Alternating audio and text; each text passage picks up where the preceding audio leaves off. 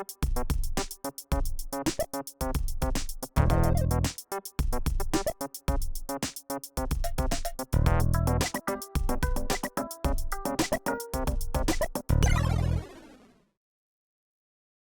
right, everybody, welcome back. This is Quasar with Fries. This is episode 15. My name is Rich, and this is my dude, Wayne. What's going on, guys? How are you? Rich, how are you, my friend? Oh, dude, I'm good. How are you doing? I'm very well. That's good. Today. I've started to. So I've always been a coffee guy. Speaking of nothing that we're about to talk about. Okay. And I recently have started to get more into teas because the coffee was starting to jack me as far as sleep goes. Like, 'cause I love afternoon coffee, dude. It's like my favorite. Yeah, right? A cappuccino, like 2 or 3 PM is my jam. But I've started to get into teas at night, and I've actually found that having a couple teas, but like hot teas before I go to bed is awesome. And I'm turning into this nerd now where I'm going to these like New Leaf and some of these other more like natural food stores Right. and stuff, and I'm hunting for the most like artisanal boutique-y just stupid. I'm like, oh, look at this, as if I know a lot about tea, you know, or whatever. Show me your most artisanal teas. I mean, that's the regular tea aisle, right? I'm looking for the artisanal tea aisle. If you could just show me that. If you could, like, wherever the good stuff is, if you could just, like, go ahead and show me that so I don't have to waste my time with I want to this know. nonsense. I want to see the tea that you guys hand ground yourself before you even, and you packaged it here in the grocery store. Like, that's really what I'm looking for. Hand-picked leaves. That's right. You don't cut it or chop it or grind it with anything. You just use your fingertips to split all the leaves apart. Yeah. No, there's small children in the back that are just nibbling the leaves into like whatever the size it needs to be. Yeah, I have that's the good stuff. I got like a child labor sweatshop in the background. It's like, hey, shut but up. it's good tea's good tea. Dude. I don't. I'll be interested to see if you keep that up because like every time I've ever tried to do tea, it just doesn't. Like I really like coffee, like specifically, and so the thing now though is that there are lots of good decaf options. True. And there used to be a lot of like okay ones, but like one of my favorite coffee roasters in general is this place called Crimson Cup out of Columbus, Ohio. And I know about them because I'm friends with one of our local coffee shop owners here. That's what he uses. And so we've had lots of conversations about Crimson Cup and everything like that. So I will order from them. And they have a decaf that is really all of their decafs. Yeah. They have like decaf versions of a lot of their favorite ones. And like, you know, this isn't a coffee podcast, but it could be if I tried hard enough. Don't get me started. There's like a couple of different processes. James Hoffman on YouTube. If you have never watched James Hoffman's YouTube channel, subscribe. If you like coffee, he's amazing. He kind of breaks down the science of coffee. And anyway, we're much further along in the year 2025 on good decaf coffee that is truly like 99% caffeine, will not jack up your sleep, or you still get to have coffee whenever. We do live in a good time for coffee. Santa Cruz, where I'm at, Santa Cruz, California, we have been coffee snobs for like 30 years here as far as beans and espresso and artisanal and all this crap, right? Yeah. So all the hipster stuff. You know, we're just getting Starbucks here in Alabama. So we might be a little behind. On the coffee thing, though, I do need to drop a plug. So my friend in Georgia, in Atlanta area, they own and operate a brand called Dope Coffee. Okay. I think Real Dope Coffee. I'm not sure kind of what they're calling it right now, but I've heard both of those things getting thrown around. But is there dope in the coffee? No. Okay. Fortunately not. Or unfortunately. THC I don't know. infused coffee. Depends on who you are. Yeah, I know that'd be kind of it's just dope. It's just good. That's right. But they family owned. They started it from scratch. Both the parents are veterans. And they have a whole different thing where, so one of the things, it's Black owned, and like a lot of the things that, like, coffee is not a huge thing in that culture. And so their whole premise was coffee is kind of a vehicle to bring people together in their local communities to have Yeah. discussions and conversations and just reconnect people. And so they totally stand out. And they went from doing this from scratch. Now they're in like Kroger's stores, like in Yeah. a few different states. They went This is from amazing. shipping little bags and stuff to shipping pallets, and they're still running it and they're still busting their ass. But I love their amazing. branding. Their branding is amazing. Like, Oh, this is it's their so bags are cool. great. It's so cool, dude. And the owners are so nice. I've known them for a while. I've been kind of on the sidelines cheerleading their efforts since they got started, just because I actually was reaching out to them because they had something called Dope Coffee Music for a while. And so there's Yeah. a lot of hip hop artists out there. And anyway, they're This is dope. awesome. Yeah. Realdope.coffee. Yeah, Check it out. please check them out. And it is legit. It's not, oh, this is my friend's brand, please buy it, and it kind of sucks, but please support them. It's more like support them, I'm just and trying to be nice. you're gonna have a great experience. You can even not be nice and still just go buy their coffee and and enjoy it. But They it is, they've got a coffee called Ethiopian Drip, yep, and on the coffee bag there is it's Harriet Tubman on some kind of dollar bill. I yeah. don't know what, but it's like that's enough for me to order a bag of this in and Oh, of it's itself. so good, dude. Yeah, all of their coffees are good. I think they have one or two decaf options if you want that, but they also have like uh candles that smell like coffee beans and vanilla and stuff. Oh, dude, it's so nice. Like you can They've just, got a shirt that says boycott and invest. Oh my gosh. Like, yeah, this is incredible. they're Like, I great. want all of their merch too. This is dope. It's dope. It is. It's dope. It's Exactly. literally dope. So please check them out, realdope.coffee. You will Yeah. not be disappointed if you like really good coffee. Support your local and all of these amazing indie roasters too. If you love coffee and stuff like that, Yeah. like Rich said, like we're in like this incredible time for all of that right now, Yep. And where there's so much room for amazing giant coffee. giant store chains don't need our money anymore anyway, so, And it's not good. It no. sucks. Yeah, chances are it went through a few different processes that were unnecessary before it ended up in your body. So, there's And then it those things sat to here consider. here's the real kicker though. It sat in a warehouse for 6 months, Yeah, like, at least. Just, exactly. like, getting old and musty. Yep. I mean, like, that's a thing with beer too, though, right? Like, remember how excited people used to get about Sam Adams Oktoberfest? Yeah. Like, Yep. remember when Sam Adams was pretending to be like, That was the they beer at every party, that was yeah, showing they up. Yeah. made their money pretending to be like an indie. They're not, and they never were. Yeah. They're a huge corporation. But, like, anyway, Oktoberfest is, like, made in, like, the spring. And then they put it in a warehouse because they have it ready to go and, like, release Yeah. on, like, a certain day. And maybe that's not the case anymore, but I do remember that being the case. Like, yeah, your Oktoberfest is actually, like, 4-month-old beer. Yeah. It's just been sitting in a hot warehouse. Yeah. Not good. Enjoy. Dumb. What are we talking about? Total, this is like a tech podcast. Can't you guys tell right now based on this first 16 minutes of talking about beverages? Anyway, that was my We're fault for the actually tea. here to talk about new Yes. Macs. New New Macs. new Macs. Lots of it was over the last few weeks, lots of new product announcements in general from cool companies like Sigma and stuff. But the Macs Yeah, that yeah, came yeah. out, the two that Wayne and I have been going back and forth on, and I've been sort of dream shopping and filling up a cart and then deleting it, and then trying not to get a divorce while replacing computers and stuff like that. My wife's like, okay, do you want a new Mac Mini and a new Mac Studio, or do you want to be married still? It's up to you. but Right. these tools are so amazing for creatives.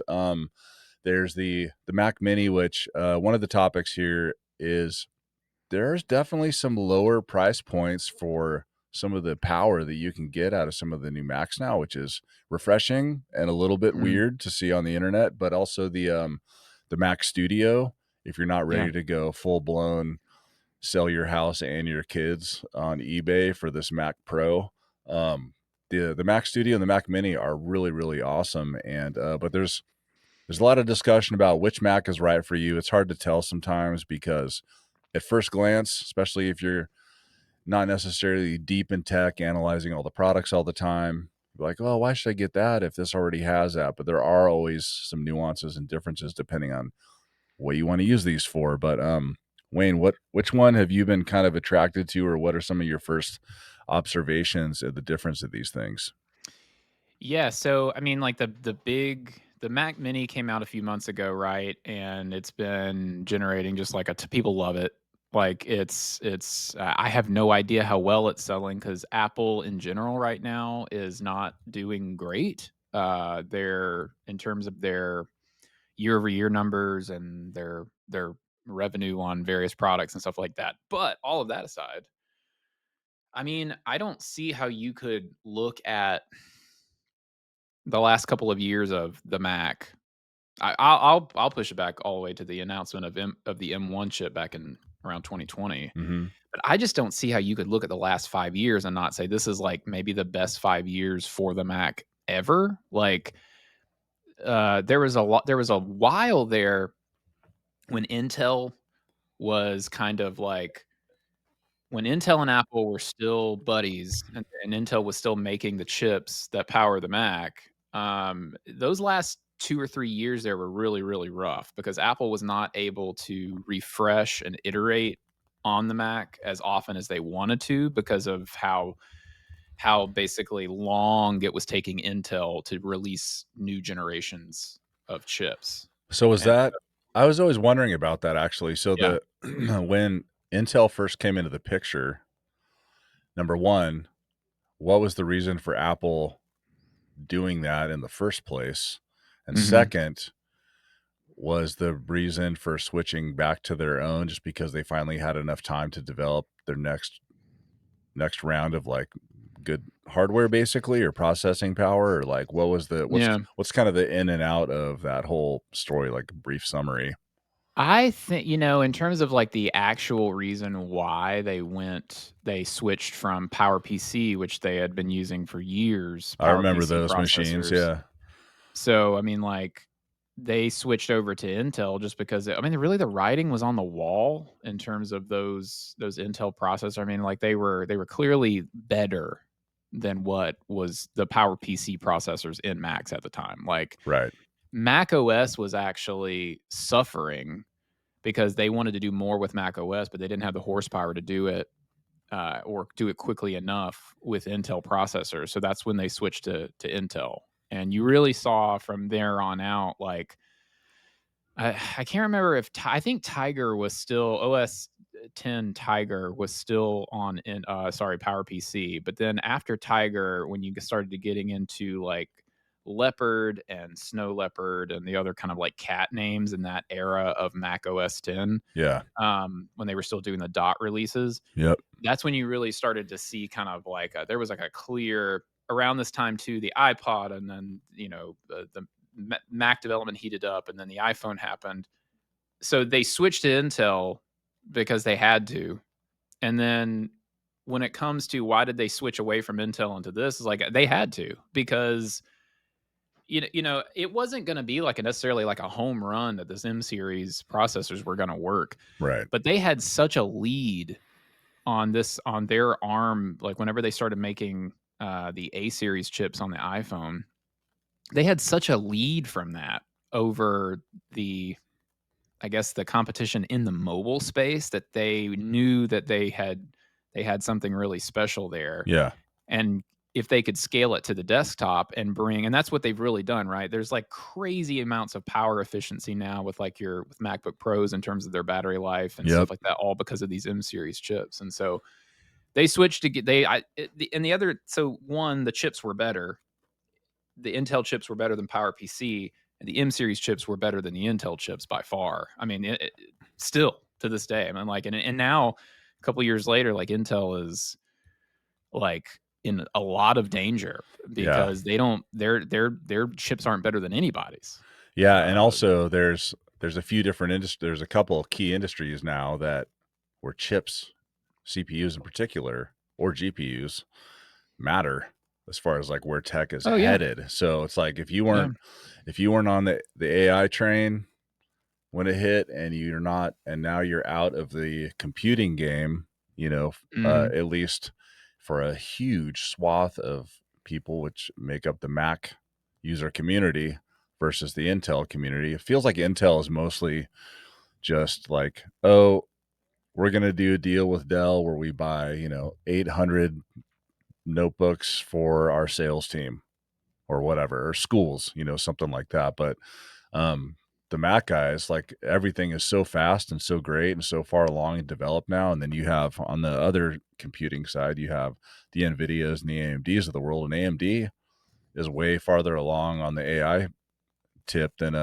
Intel Intel is, now? by a Yeah. long shot. And Intel used to be the beast on the PC side. So anyway, not Yeah, to they be, completely missed AI. Like yeah, 100% they missed it. yeah, They just didn't have the compute power. And then Nvidia was also just kind of like in a great position to do this yeah, because they'd been making these gaming graphics cards. yeah. They were already there. They were Yeah. already there serving But up to their that power. credit, Yeah. Nvidia was they saw it and they pivoted and Yep. they immediately started making, like these AI cards and stuff like that. And so I mean, it's not like they just kept making GPUs and like, oh, if you want to use them for that, I guess that's okay too. I mean, like, no, Mm-hmm. they saw it and they pivoted and now they own it Yep. pretty 100%. much. But I mean, so getting back to like them switching back to these M series chips, I mean, like the other half of that, the chips were better. And Yeah. then two, like the Tim Cook doctrine is basically that, Apple does not want to depend on any suppliers for its stuff. So you're getting to the point now where the only parts in an iPhone that aren't like designed and produced in house by Apple are like the screen. Like I think LG and Samsung are still making the actual like screens, and then the camera sensors I think are made For by the Sony. iPhone? Yeah, for the iPhone. Huh. Yeah, so like Such they're an not making screens. incestuous situation. Yeah, Yeah. right. Yeah. Frenemies, I guess is what they say. Yeah. So they're still dependent on some suppliers Yeah. for their products, but as much as they can, they want to be independent. I mean, like they literally bought Intel's modem division so they could stop using Qualcomm Oh, modems. right. Yeah. And so like this new iPhone 16e, that's got the first Apple made modem, the C1. And so the expectation is that it'll be present in future iPhones as well, and Apple will slowly wean itself off that supply from Qualcomm, which is a huge competitor Yeah. to Apple, especially in the processor space. Yep. Yep. So I think that's the other part of it. Where they can be independent and not depend on a supplier, that's where they want to be when it comes to the chips. And Makes then sense. with these new studios, right? Like there was a lot of talk. They were in bad need of an update for sure. It had been a little while, but like when the Mac Mini came out and it's got the M4 processor is kind of like the M4 to M3 is not a huge leap, but if you were going from base M2 to base M4, that was a pretty sizable leap, especially if you were going from M1 to M4. M4 is just this is like really the first base model chip that Yeah. felt like you could do some professional things on this pretty comfortably. And so you've got a base model Mac Mini that sells for $599, and really the only maybe things that could be inhibiting you that you might want to upgrade are the RAM or the storage space, because those are still pretty kind of like not professional Yeah. spec. Yeah. So, but then you could upgrade the Mac Mini to M4 Pro. You get Thunderbolt 5 ports, you get more horsepower. That's a very capable professional desktop. And so, Yeah, for the price too. That is from coming from Apple. It's still, when you yeah, do all those upgrades, sure, you're stacking on a few extra $100, but but it's only like I think I spec'd one out the other day. We've got an article on OWC.com that is kind of talking about this conversation. It's called The Professional's Guide to Buying an M Series Mac.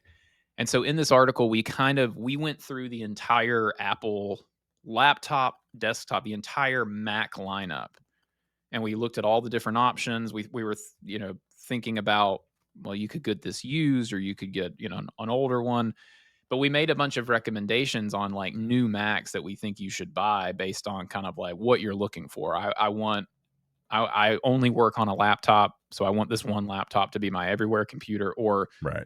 I want the cheapest laptop, but I'd like it to have a little bit of headroom and some functionality. I want a good or great desktop system. I want a sub $2,000 desktop system. I want it. So we went through all these kind of hypotheticals and we built this kind of like, these suggestions based on that. And so like you can get a Mac Mini for under $2,000. I mean, obviously it starts at $599. So you can see how quickly this thing can get out of hand if we're talking about sub 2000. So like at $1999, you can get an M4 Pro Mac Mini with 12 core CPU, 16 core GPU, 48 gigabytes of RAM, and a terabyte SSD. Mm.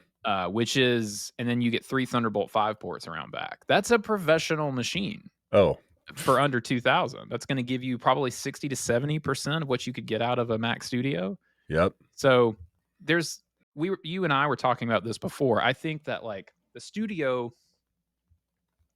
this new studio from Apple really opens up the top end quite a bit and gives you more flexibility. The coolest thing about this new M4 series generation has been all of the flexibility within each product that Apple makes, whether you're talking about MacBook Air, iMac, Mac Mini, MacBook Pro, Mac Studio. There's just so much flexibility with the different levels of chip that you can really create a computer that is exactly what you want at the price that you need it to be at. You know what's crazy too is like I'm looking at the Mac Studio pre-order page right now, and Yeah. the base models start at either $2,000 or $4,000, depending on what you get. And I remember, so when I bought, I think this was 4 years ago, but when I bought, so I have my Windows machine, which is my video editing machine. The reason why it's a Windows machine, sorry, Apple snobs, I had to break rank there so that I could afford a video editing machine at the time. But I was looking at the time, the Mac, I don't know if there was a Mac Studio that was out. I think it was before Mac Studio showed up to Okay. the table, and it was just like you either had iMac, Mac Pro, or like MacBook Air, or one of the the MacBook Pro, like the laptops and stuff. But there was no, and then you had like the Mac Mini that was like fast enough to like serve up Microsoft Office, and that was it or whatever. But I basically bought this Alienware machine because I needed a graphics card that could support video editing that wasn't going to just get killed. And so Right. instead of spending at the time, the equivalent Mac when I got this Alienware machine was like $15,000. Right. And so I was like, damn it.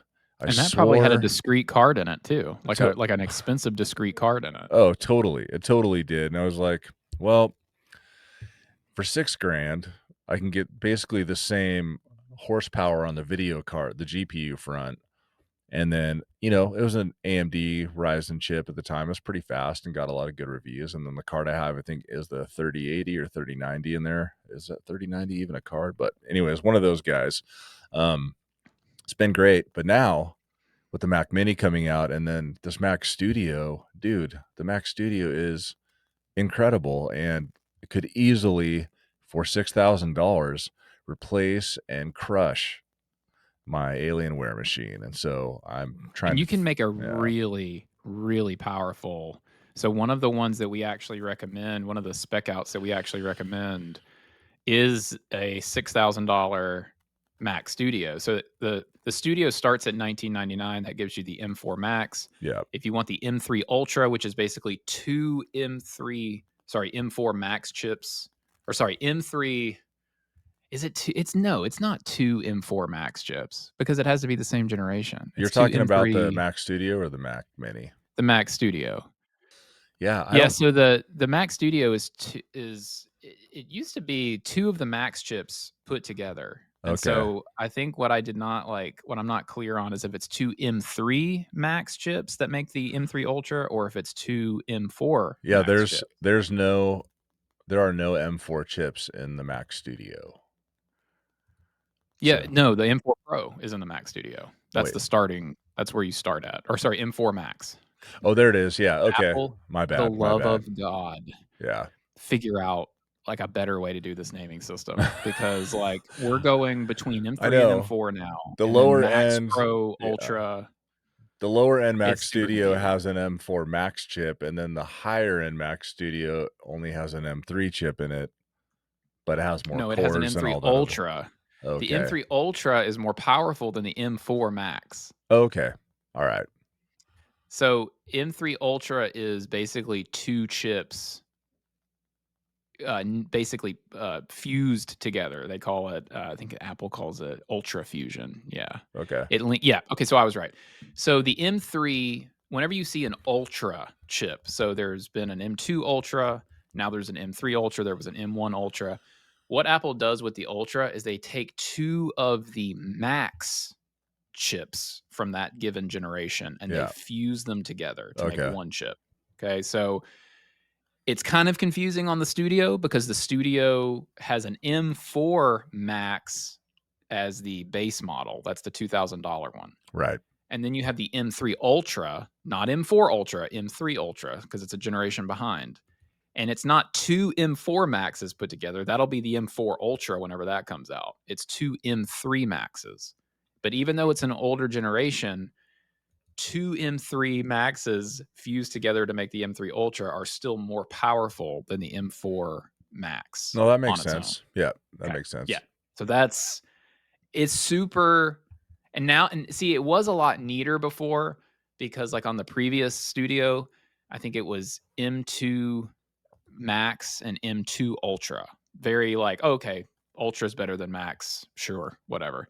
But now it's M3 is the high end and M4 is the base model on the Studio. I see. So it's a little confusing, but like, I think it's a lot of confusing. yeah. Well, and when you stare at it for like, and again, we kind of did that with this post, just kind of looking through all the different options. Yeah. All of that being said, you can spec out the top of the line Mac Studio with M3 Ultra. You can get if you keep the M3 Ultra, the base chip, you can get 96. Let's see, you can upgrade to 256 gigabytes of memory and the 2 terabyte hard drive for under 6 grand. And That that's a very powerful machine. It's that's a 28 core CPU, 60 core GPU. that's an extremely powerful machine. Yeah, you Like, it's an edge case for machine. for Like, that for that cost, what you're getting and it coming from Apple, that's a huge deal, huge offering, in my opinion, like, the Mac situation, either, like, you were getting a beginner's consumer computer that felt overpriced when you bought it, or you had to take out a small business loan to buy, like, right, the good shit, right? So, now, I feel like Apple has really opened up the whole, like, middle of the road, use cases for yes, stuff, which is really, really nice, and I'm hoping that, they continue to just stick with these options, like, keep these options in here, like, I hope they don't do really well and then stop doing this middle of the road version of the technology and go back to, like, the chasm of haves and have-nots version of Apple computing, so, right. yeah, this is pretty dope. So when it I comes to oh, go ahead. Yeah, well, I think too, like, there were some questions too, like, what are they gonna do with the Studio? Because if I go into the Mac Mini Right. and I upgrade to the M4 Pro, which if you upgrade the processor to the slightly more powerful version of the M4 Pro, you get a 14 core CPU and a 20 core GPU. You can get your memory maxed out at 64 gigs, and then you can add, a terabyte of storage. That's going to cost you $2,400, right? It's So just insane, dude. that's not a lot of money for a professional machine, and this is for sure a professional machine. Yeah. The kind of the question though is like, well, what's the overlap going to look like with the Studio? Well, now the Studio is an M4 Max chip, and it starts at 1999. So that's about $400. So what would be interesting to me is like, what is the power discrepancy between, or the performance discrepancy between an M4 Pro and an M4 Max? Yeah, I This the know. next step up, because you could overpay for a Mac Mini if you wanted to, when you could just, stick to the base model Mac Studio. So Yeah. there is a little bit more kind of clarity now in terms of kind of like what exactly you're looking for and what you're trying to pay for and Okay, stuff like that. so, Because you can go crazy with uh, the Mac Mini I for kinda sure. feel like so Apple's way of getting away financially getting away with, well, aside from the fact they have bazillions of dollars of liquid cash in the bank Yeah. somewhere. But they really get away with recouping any margin losses from their core systems with these freaking upgrade costs.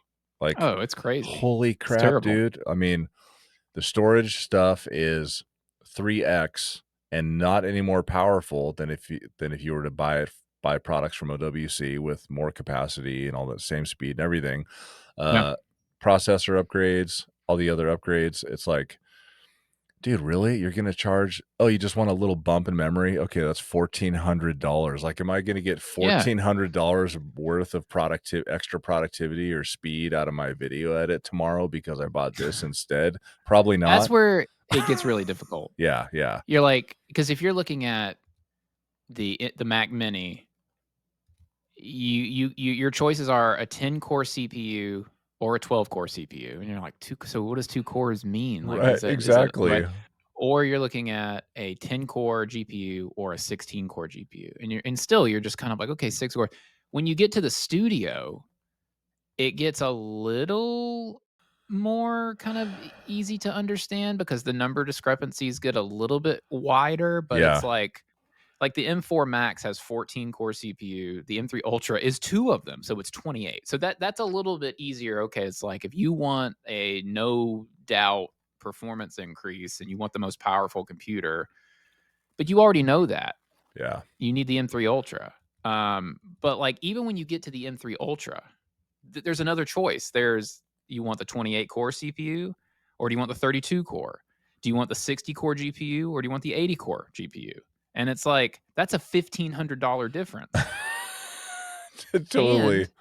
And and if you want the 500 because you can put 512 gigabytes of memory in this I thing. literally am in the shopping cart right now, kind of seeing how the full-on maxed how much the fully super maxed out Mac Studio could possibly be. Well, 500 upgrading to 512 so it starts at 96 gigabytes. That's what you get just for going with the M3 Max. Or sorry, M3 Ultra. God, this is impossible to remember. I know. That's what you get for going with M3 Ultra. Yeah. If you want 512 gigabytes of unified memory, you have to upgrade, so that's $1,500. You have to upgrade to the 32 core CPU, 80 core GPU configuration, Yep. and then it's $4,000 for 512 gigabytes of memory. I know, and then just just for, shits and giggles here, I went to the full 16 terabyte SSD storage option. I'm not doing any of the software, but basically this comes out to a low, low price of $14,099. And 5 4 grand of that is memory. That is crazy No, town. sorry, 4 grand of it is memory. No, 10 grand. 10 grand of that. Let's just say memory, meaning storage and RAM. Okay, got it. 10 grand of that is storage and RAM. Dude, that is insane. That's what we're talking about. And Yeah, like 16 gigabytes of SSD storage costs you an extra 4,600 bucks, which is insane. Like yeah. that's It's crazy. stupid, yeah, honestly. So, I could see if I'm gonna buy the Mac Studio to have a new video editing rig, I'd probably pony up for the M3 Ultra chip, so the $1,500 edition. So you would do the extra 1,500 I for the would. 32 core? I would, but Okay. what I wouldn't do, I would just stick with the, 96 gig of memory, and then I Okay. would, stick with the default, 512 SSD storage, and then I would just go Wait, bonkers. wait. No, so storage is 1 terabyte. Oh, storage space is 1 terabyte. They are at least not nickel and diming you. Oh, yeah, that's right, The the okay. the base model Studio comes with 512, which is That's right. That's insane. right, yeah, Like, they should be ashamed the of that, page but the at page I'm least on, the they m grayed out the 512 because I'm doing at least the the M3 Ultra yeah, starts at 1 terabyte of yeah. SSD storage. Totally, yeah. So that'll get you by for a while to at least get all your apps on there to be super fast. But then that's when you head on over to OWC and go big time, be like, "I need an 8 plus terabyte desktop system with that's all SSD," and then the portables that we have are super freaking fast and just fantastic additions to, this stuff here, but I can't imagine. I look at the 16 terabyte SSD storage option, which is an additional $4,600, and then I Right. compare that with what you can get just with the, external units and portable SSD stuff, and it's like a kick to the gut, dude. Like, how much money that costs. Apple actually has like a which chip is right for you. So when you get to the M3 Ultra Mac Studio customized page and you're choosing between the 28 core CPU, 60 core GPU config Okay. versus the 32 core, so 4 more CPU cores and 20 more GPU cores. So they say basically the main difference is GPU cores. Okay, and that It says, matters for some stuff. and if Yeah. you absolutely have to have 512 gigabytes of unified memory, you have to get the more powerful version of the chip. Yeah. So it says Yeah. if your workflow can utilize extra computer power or is particularly graphics intensive, and the example they give is creating complex 3D models or processing multiple streams of 8K video, Yeah. you may benefit from the $1,500 upgrade to the 32 core Yeah. CPU, 80 core GPU M3 Ultra.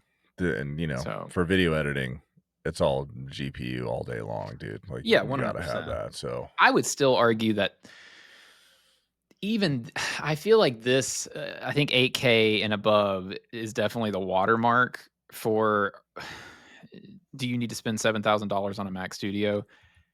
So, high-end production houses for sure, Mhm. you're doing your volume of work that you're rendering a lot Yep. constantly. Obviously, yes. But, like, even then, I feel like the the $1,500 upgrade on going from the 28 core CPU, 60 core GPU to the 32 core CPU, 80.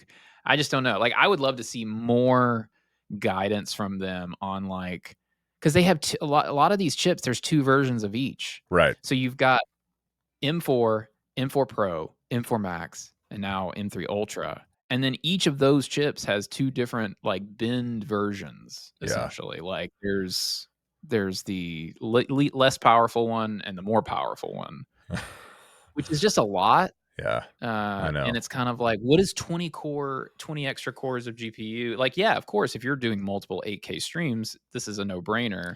Dude, your average person is But not yeah, editing no, 8K video. Like, your average video.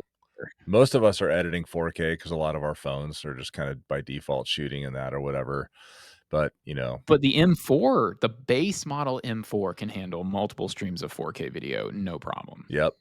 Yep. So, video editing used to be kind of like, "Oh, are you editing video? Then you need a really powerful GPU."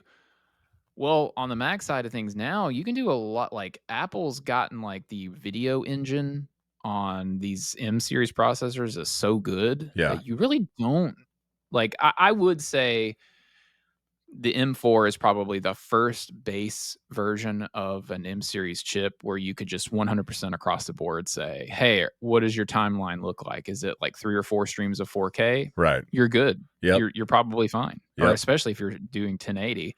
But if you're talking about 6K, 8K, then you definitely wanna kind of, like, look at maybe one of the Pro or the Max models. But, like, Ultra to me still seems like it's very much and there's a lot of, the neural how many neural engines does it have?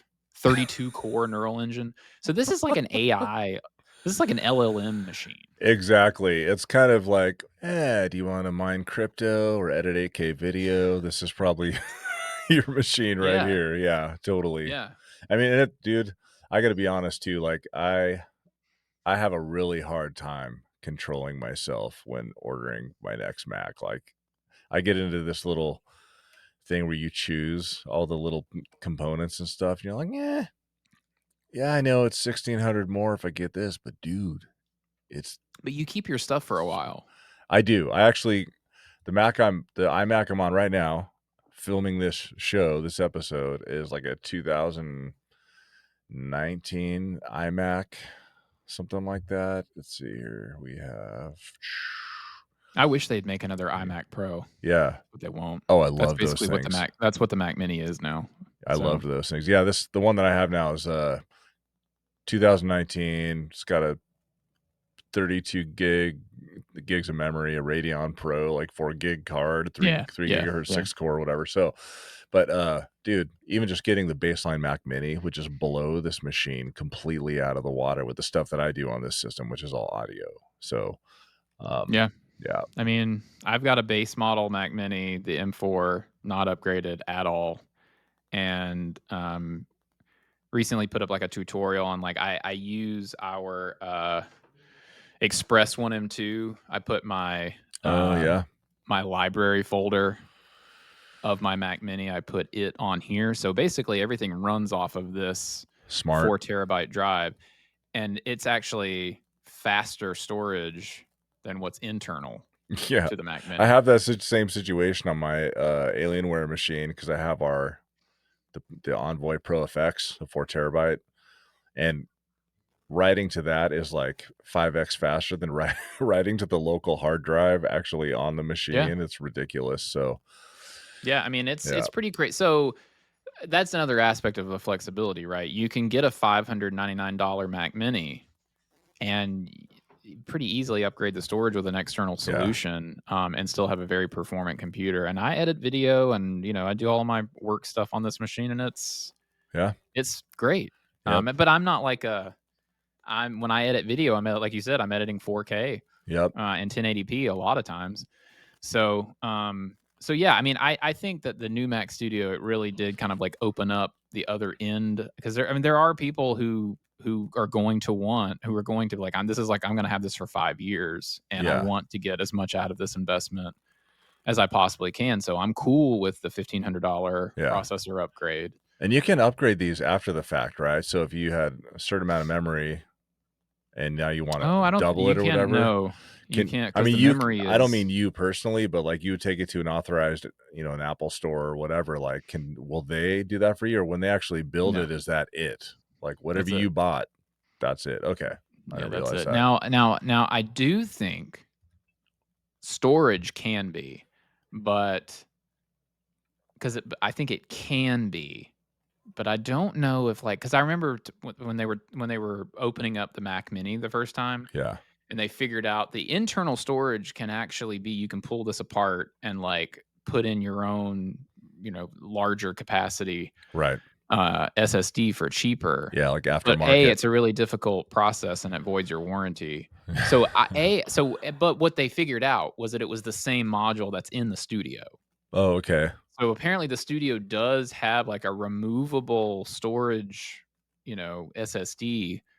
But one, I don't know if that's like something Apple will do. So I don't know if it's like an official, but I think it is something you can do, Right. is upgrade it. But I Well, wouldn't. yeah. I mean, honestly, once I build a machine or have them build it and order it and it has what I want on it at that time, I like to make sure that I bought something that I literally would never wish that I needed to upgrade until it was time to get a new computer, 5 years later or whatever. So, I think that's part of the reason why I tend to get sucked into going a little bit bigger than I had intended initially. Cause I'm like, yeah, well, if I have this, then, when I go through my next 5 OS like operating system upgrades from Apple over the next 4 to 5 years, like I'm not going to run into issues. Like right now with this iMac that's, 6 years old or whatever now, it's like Mhm. anytime there's an operating system upgrade, I can feel the resources on this, like just the idle time resources getting a little more strained, like to the point where all the operating system features are gonna just like start to crush the hardware on the system and the requirements just to run it, even though they don't tell you you have to upgrade. They make it so you okay, I have to upgrade now. Like the Yeah. another thing too with the AI component is so on this old Mac, I launched Logic Pro, and that's where I do all my recording and stuff. And there's all these awesome AI features, but you can't use them until you have an M series chip, at least. Yeah, right. Like Well, they're they're grayed not that out. They're awesome, grayed but. out in Logic. Well, there's actual AI Oh, on stuff. Logic. Never Yeah. mind. So Sorry, I thought you were. Yeah, no, never no, mind. no, Sorry. totally fine. Yeah. So inside Logic, like they added a so when you make when you record music and you're going to put it out, you record it, mix it, and then you master it, which does a whole bunch of other stuff, optimizing all the frequencies, cleaning some stuff up, making sure the brights aren't too bright and everything's balanced. And there's like a built-in AI mastering analysis tool in Logic Pro that will take your mix, go through, and then recommend a certain mastering like chain of EQs and stuff like that. And then you can just fine tune and tweak it. Like, so you don't have to be a mastering engineer to get something halfway decent and release it yourself. But all of those types of options are grayed out on my machine. And it says in parentheses requires, M chip or whatever, because this is an Intel machine. So anyhow, I'm missing out on some of the features that could make my music production life a little bit easier. So that's another reason I'm thinking about jumping on that Mac Mini bandwagon and going for it. Yeah. So as a note, I looked up the removability of studio storage. It is removable. And funny enough, it's when we did our 2022 teardown is we figured that out. We were at OWC. When the studio came out in 2022, we tore it down and figured out that the storage, the SSD in it is physically removable, but it is not supported by warranty. It's not like a thing that you're supposed to do. Well, most of the time, once you just turn the first screw on anything, your warranty's out the window. Yeah. So it's apparently the same thing with the Mac Mini, but I've seen tons of guides on how to do that. Oh, okay. So if you want to do it on the Mac Mini, apparently maybe it's a little easier. I don't know why. If it's the same chip, why not? It seems like you could probably do it on the studio as well if you wanted to. I'm too afraid that my clumsy ass hands would just like break something while I was trying to do that, and all of a sudden I'm out of computer and I'm out of warranty, and then I'm like, So I just like buy what you want. My recommendation is to buy what you want, and something you can stick with for the next like 3 to 4 years worth of operating system updates. It'll do the job, and then you're good. And then Apple's pretty good for like a good 5-year run, in my experience anyway. Oh yeah, like supporting all the apps and stuff like that, and things don't get too wacky. I think the AI integration to everything has kind of thrown some extra pressure on applications, Adobe Suite, all that other stuff too, but they're all getting in line and getting in sync with each other now as far as like hardware and software requirements. But yeah, for sure. All right, dude. Well, I think we beat that horse into the ground, the Apple horse. The Apple horse. So thanks for listening, everybody. That's it for Quasar with Fries episode 15. Thank you for watching and listening, and please comment, subscribe. That would really help us out. We really appreciate it. And we will talk to you soon. Thanks, guys. Later on.